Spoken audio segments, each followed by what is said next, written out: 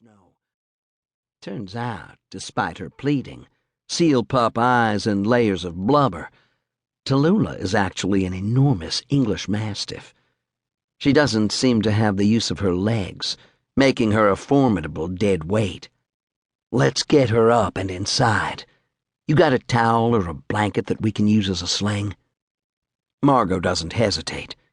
Ignoring the biting cold, she unzips her coat to reveal a particularly festive reindeer applique sweater and slips it onto Tallulah's body like an enormous white cummerbund. How much does she weigh? I ask, unlocking the front door and finding a light. 193, says Gabe, coming around to help lift.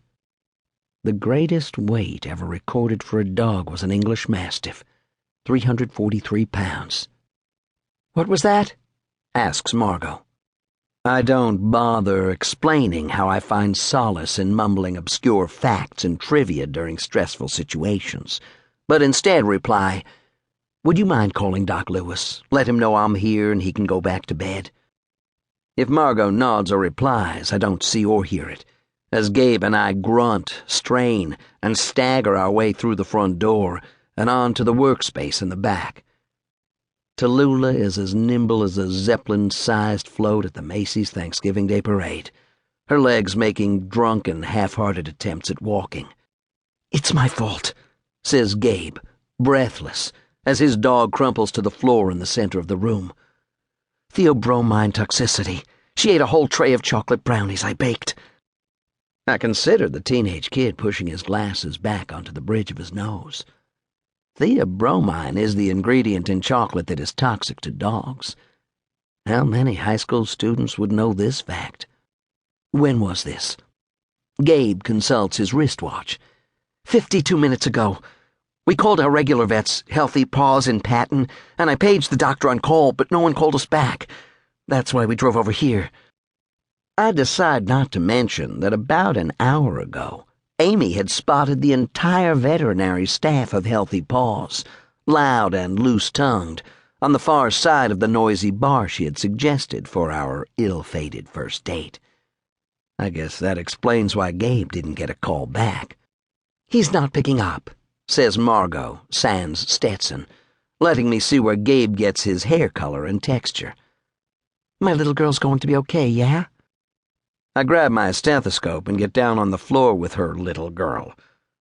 Tallulah's out of it, neck outstretched, head flat to the floor, eyes closed, jowls wet and droopy, like a sad, sloppy frown. I listen to her heart. 30 beats per minute, really slow, even for a dog of this magnitude. Has she vomited? I ask. No, says Margot.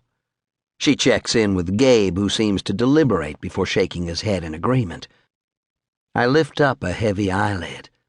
Tallulah's left eye is unfocused, eerily black because her pupils are almost fully dilated.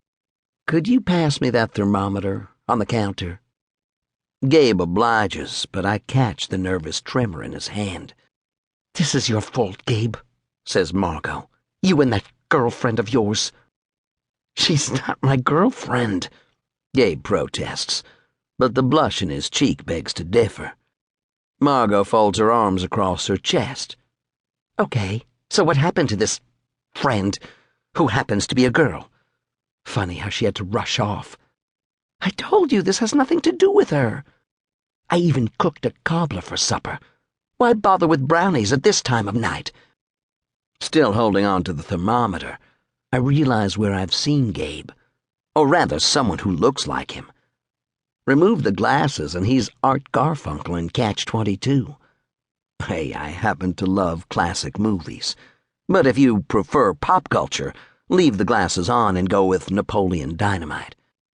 Gabe ignores the question. We need to make her throw up, right, Dr. Mills? I read online how that's one of the first things you do for chocolate poisoning. I checked Tallulah's temperature. 97.2 degrees Fahrenheit. Way too low. The most expensive dog ever sold was a red Tibetan Mastiff named Big Splash. The price tag, $1.5 million. I study Margot and Gabe for all the similarities in their